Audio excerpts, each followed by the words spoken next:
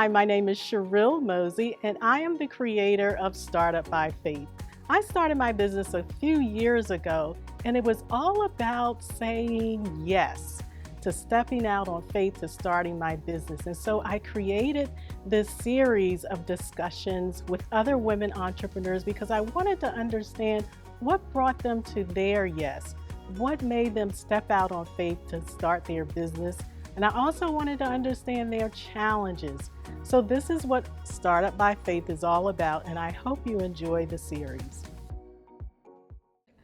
Hi everyone, my name is Cheryl Mosey, and this is Startup by Faith. And I am so excited today because I have Michelle Silberman here, and she is the founder and CEO of ChocAmo. And I'm really excited to introduce you to her because I think we met maybe a few years ago. Yeah, maybe 2015 at an Yeah. event, and I was drawn to her cookie cups. Thank you. And I was intrigued because they were filled with all kinds of goodies, and they were absolutely delicious. And so when we decided to do Startup by Faith, I had to call Michelle.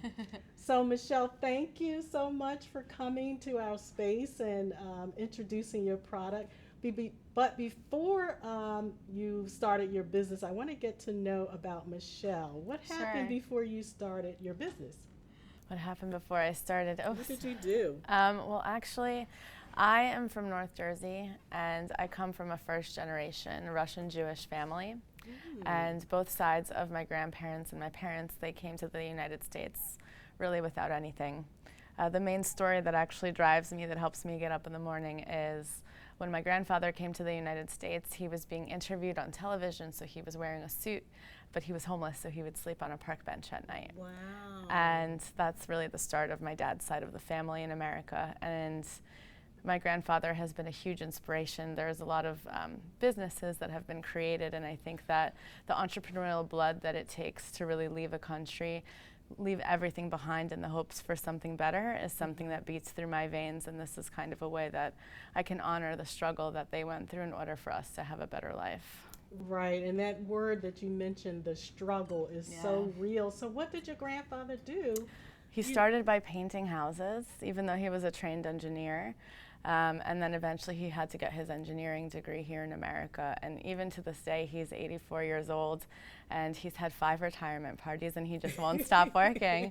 He loves it, and he's actually been a huge support system for me through all of this. And I think the entrepreneurial crazy runs on that side of my family. Wow. So tell us about your business. And how did you were in college, and you came up with this idea. In college, I had an assignment in my entrepreneurship class at Drexel to present a project, and my team ended up presenting this cookie cup idea.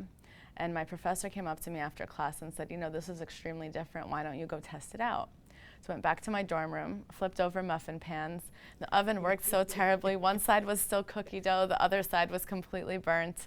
And that was kind of the start, and it took hundreds and hundreds of iterations. We went through pre-done cookie dough mixes, pancake mixes, cake mixes, to making everything completely from scratch. And that's what we do now. And I'm very lucky. My father is actually an engineer as well, and he helped me develop equipment, because before I was pressing these by hand.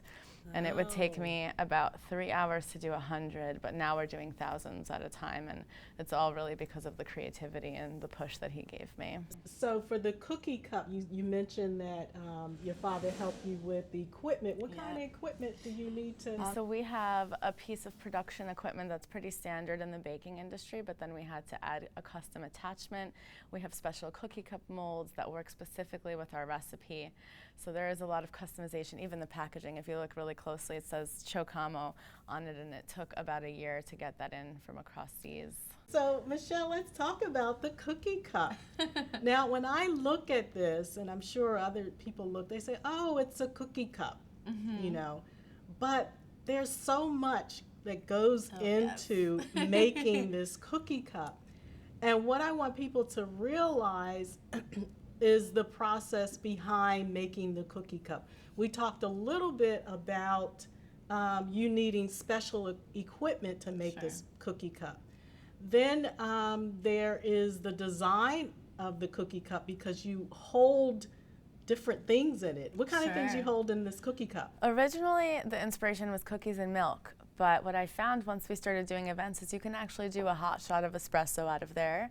We work with wineries, breweries. We do fire roasted s'mores on top of them. You could do ice cream, berries, cannoli cream, cookie dough, you name it, we've probably done it. So we have to make sure our cookie cup stays intact. Yes. Right? Yes. And so, you know, there's a lot that go into that so that when you're drinking, it doesn't spill through. Right. So you have that, you have your equipment, your special equipment, you have packaging, you have to do marketing, you have to do social media, you have to come up with different recipes and different ideas about eating the cookie cup or using it for different events. Yep. So you have all of that you have to do around this business of the cookie cup.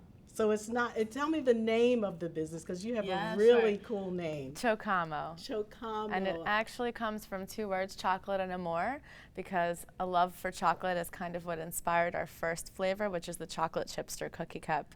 And I'll tell you something funny, no matter how creative we get, that's always our best seller. It's over 50% of our sales. And which one is that? The chocolate chipster. So it's actually sitting in here. This is Rainbow Road. It's kind of like the chocolate chip, but it has a sugar cookie shell, dark chocolate, and then a rainbow rim, and that's birthday cake, also one of our top sellers. Ladies love it for their birthdays, I have to say. It's perfect with champagne also. Wow. So the other thing about Startup by Faith is not so much glamorizing the business and, you know, and the success of the business, but I also want people to know that there are challenges and there are obstacles and there are failures, but the difference between, you know, someone going through challenges and failures is giving up or keep pushing, right? Yep. Keep going. So tell me about some of your challenges that you've had and or some of your failures when you felt like, I don't know if I should be making the cookie cup anymore. I'll say one that's relevant, especially to female founders. And there are many statistics to support that women are just a little bit more scared to ask for money. You know, we give a lot, we do a lot, we're very creative. Women can do a lot more on a smaller budget, which has been really incredible for ChocAmo, as I'm sure it is in your company. But I've gotten very nervous. I'm at a point where I'm actually fundraising, and it's taken me a long time to even be able to ask people, like, hey, are you interested? And I've had a lot of mentoring and coaching on this, and actually, the beginning of last week, I closed my first investor ever. Wow, congratulations. Yeah, thank you so much. It was a really big step, but for a long time, and even now, I still struggle with feeling comfortable doing that. And I think there's a misconception. People think that oftentimes they have to feel comfortable or they have to feel excited in order to take action. But truly, if you put yourself into action, you will start to feel like it. You will start to get comfortable with it. The comfort doesn't always come first. And that's why I think a lot of people get stuck in analysis paralysis. They get a little bit too worried to take the action because something doesn't feel right, it feels off. And of course you want to go with your intuition, but sometimes you just have to take the first few steps in that direction to start feeling the confidence to be able to do it. Right. And you know what? Money is always an obstacle, and that'll keep us from doing a lot of things. Yes. So to get started, what kind of funding did you use? I was kind of lucky that I went to Drexel, and I took money left over from my internship, and that was really the first start to my business. I'm actually reading a book called The Energy of Money so that I can figure it out. I need to know what Yes, that well, it'll be my gift to you when I'm done with it. I need to know that. So you're not making these at home anymore? No. Or so where are you making them? Actually, this week I had a meeting with another kitchen, and they produce 10,000 cheesecakes a day in that facility. So they're really incredible, and we're moving into that space over the next few weeks. So it sounds like you're pretty successful selling cookie cups. I hope so. It's an exciting time. We just launched on Amazon Prime, but all of these things on one hand they prove that the product fits into the market and that people are excited about it. But in order to make it a true business and to get it to where we want to go, we need to be able to get into the game of volume. So whether it's working with caterers and event planners or doing private label projects, hopefully for large companies, like obviously one of my goals would be to work with a Starbucks or something of that sort. That's a future. I hope so. It's part of our company vision board. We're really excited about the launch of a new product line, which is our 24-karat rose gold cookie cup. I brought you some samples here. Let's pull that out. Okay, you got it. So it's a rose and raspberry infused cream cheese frosting and 24-karat gold on the rim. Wow. Now, tell me about the 24-karat. What is it made of? Edible gold. It's a special kind, yeah. So this one is really, really great with some champagne. That's really fun. Nice. We actually got a new line of packaging for it, so I'm pretty excited about that.